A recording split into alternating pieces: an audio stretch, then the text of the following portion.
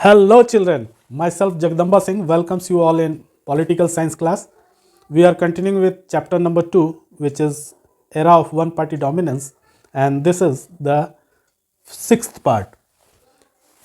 इससे previous class में हम लोगों ने देखा था कि Congress as a social and ideological coalition किस तरह से थी वो।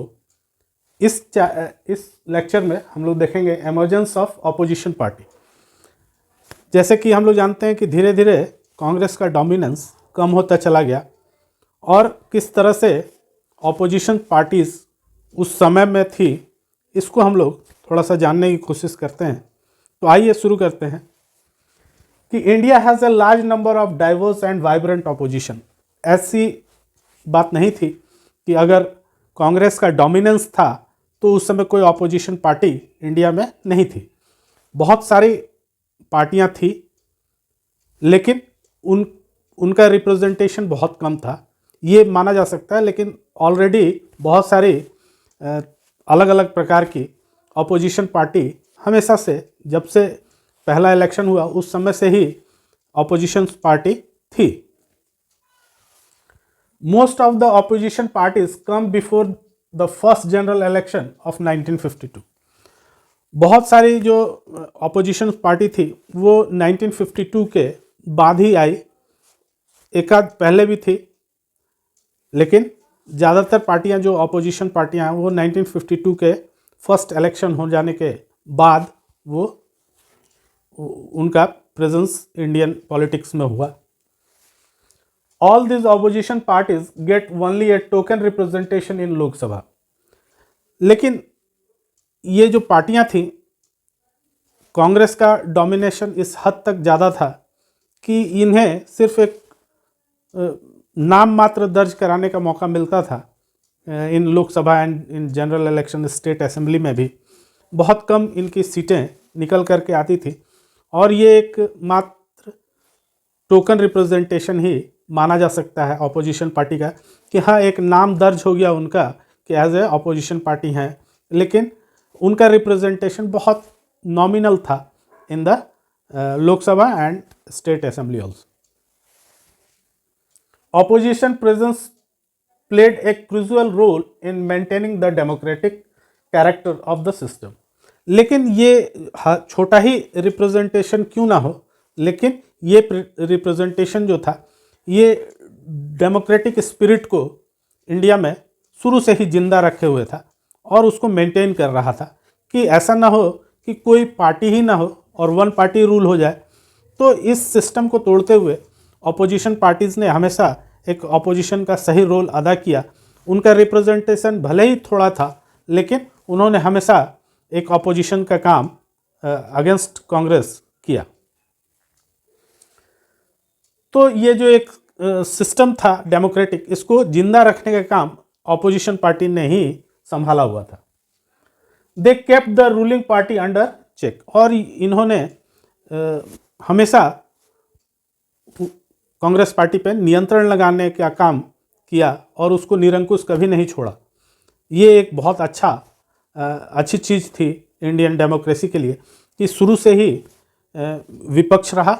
भले ही उनका रिप्रेजेंटेशन बहुत कम था लेकिन उन्होंने अपना रिप्रेजेंटेशन दर्ज किया और हमेशा उनकी पॉलिसीज़ को चेक करने का काम किया।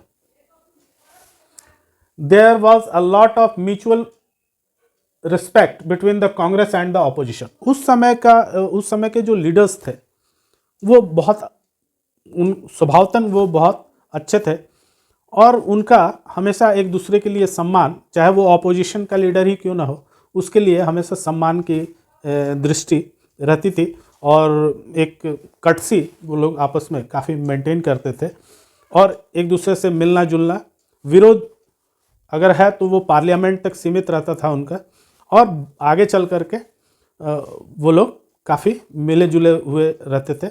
कोई आपसी वैमनस्य देखने को नहीं मिलता था उनके बीच में।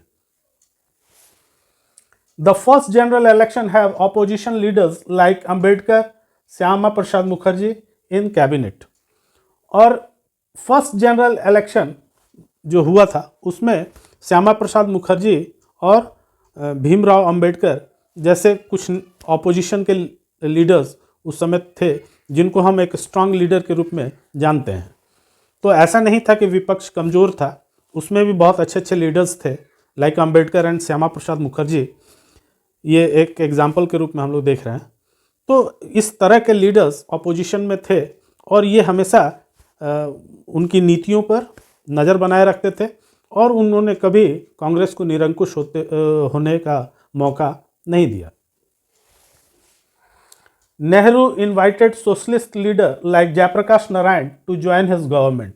और नेहरू जी भी बहुत पोलाइट थे, वो चाहते थे कि सारे अच्छे नेता जो है वो कांग्रेस के अंदर आए, गवर्नमेंट में पार्टिसिपेट करें और उनका फ़ायदा देश को मिले। ये एक अप्रोच नेहरू जी की हमेशा रही कि वो ऑपोजिशन के जो भी अच्छे लीडर्स थे चाहते थे कि वो कांग्रेस में आ जाए और देश के डेवलपमेंट में अपना योगदान दें। और इसी क्रम में उन्होंने जयप्रकाश नारायण जी को, जो एक सोशलिस्ट लीडर थे, और उनका रोल हम लोग आगे देखेंगे कि इमरजेंसी के दौरान उनका रोल कितना बड़ा था जयप्रकाश नारायण जी का। और क्विट इंडिया मूवमेंट जब चला था उस समय भी सारे बड़े नेता जब गिरफ्तार हो गए थे तो कांग्रेस की कमान जयप्रकाश नारायण ने ही संभाली थी, तो इसलिए वो एक प्रोमिनेंट लीडर माने जाते थे उस समय भी। और नेहरू जी ने ये कोशिश किया कि जयप्रकाश नारायण एक अच्छे लीडर हैं और वो कांग्रेस में आ जाएं और देश को अपना सहयोग दे, लेकिन कुछ विचारों का मतभेद रहा होगा शायद, नोबडी नोज। तो जयप्रकाश नारायण ने उस समय कैबिनेट को ज्वाइन नहीं किया था। The first phase of democratic politics in our country was unique. और ये जो पहला फेज था हम लोगों के देश का, जो डेमोक्रेसी को फेस कर रही थी, वो पीरियड जो था वो लीडर्स के लिए भी और देश के लिए भी बड़ा यूनिक था। बहुत उसमें अच्छे अच्छे लीडर्स थे और काफ़ी काम हुए उस समय। पूरी कंट्री को उन्होंने खड़ा किया और एक सही ट्रैक पर ले गए जहाँ से एक डेमोक्रेटिक वे उनको मिला और वो देश को आगे लेकर आए। तो the ability of Congress to accommodate all interest and aspiration for political power gradually declines. लेकिन ये जो एकोमोडेशन की उनकी नीति रही कांग्रेस की, कि उनका नेचर जो था इंक्लूसिव था, जैसे कि हम लोगों ने पिछले कई वीडियोस में जाना है इस बात को कि उसका नेचर जो था कांग्रेस का वो इंक्लूसिव था और उसमें ये पावर्स थी कि वो सारी चीज़ों को अपने अंदर समाहित कर लेती है और उसमें एकोमोडेशन की काफ़ी क्षमता थी, सबके लिए उसमें स्थान था। लेकिन ये चीज़ें आगे बहुत दिनों तक बरकरार नहीं रह पाई और उसमें डिक्लाइन देखने को, ग्रेजुअली डिक्लाइन देखने को मिला। Other parties started gaining greater significance. और धीरे धीरे अन्य पार्टियां भी अपना सिग्निफिकेंस बनाने लगी उसमें। धीरे धीरे अपोजिशन पार्टीज भी अपना इम्पोर्टेंस बनाने लगी in politics. So Congress dominance constitutes only one phase in the politics of the country.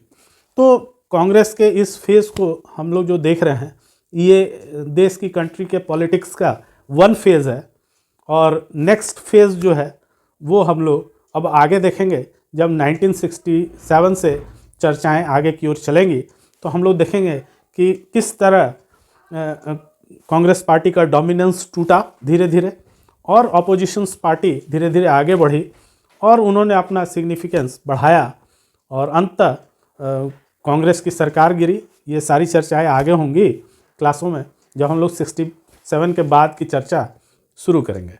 तो उम्मीद है बच्चों कि किस तरह से अपोजिशन पार्टीज़ इमर्ज की धीरे धीरे। शुरू के दशकों में बिल्कुल शुरू के 3 इलेक्शंस तक उनका पार्टिसिपेशन बहुत कम था, लेकिन उनका प्रेजेंस ही होना, जो एक टोकन रिप्रेजेंटेशन उनका था, वो भी बहुत इम्पॉर्टेंट था इंडियन डेमोक्रेसी के लिए। और उन्होंने कभी निरंकुश होने नहीं दिया कांग्रेस पार्टी को और हमेशा उस पर नियंत्रण करने का काम किया। और फिर आगे चल के धीरे धीरे उनके पावर्स डिक्लाइन होने लगे कांग्रेस पार्टी की और इनका इम्पोर्टेंस बढ़ने लगा। तो बच्चों, उम्मीद है आपको टॉपिक समझ में आया होगा, इमर्जेंस ऑफ ऑपोजिशन पार्टीज़। तो दोस्तों के साथ शेयर कीजिए, लाइक कीजिए वीडियो को और सब्सक्राइब कीजिए। Thank you.